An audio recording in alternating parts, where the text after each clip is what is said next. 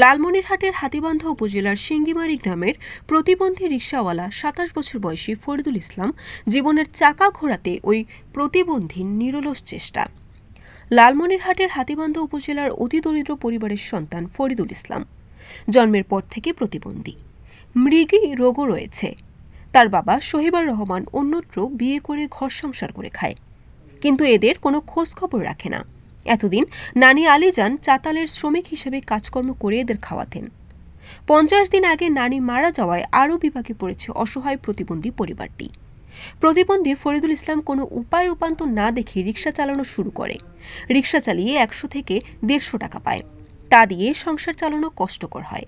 তার উপর আবার মায়ের চিকিৎসা করাতে হয়। কিন্তু প্রতিবন্ধী হওয়ায় ভয়ে কেউ সহজে তার রিকশায় উঠতে চায় না।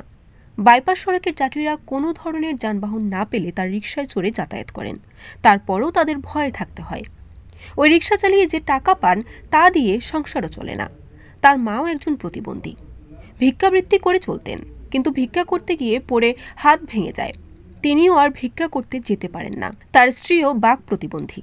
স্থানীয়রা বলেন পরিবারটির বেহাল অবস্থা। যদি সরকারিভাবে একটা রিকশা কিনে দিত তাহলে পরিবারটি ভালো চলত। ইতিমধ্যে ওই প্রতিবন্ধী ব্যক্তি প্রতিবন্ধী কার্ড গ্রহণ করেছে। আমরা তার জন্য সমাজ সেবা অধিদপ্তরের সুযোগ সুবিধা দিতে চেষ্টা করব। বরিশাল নিউজ।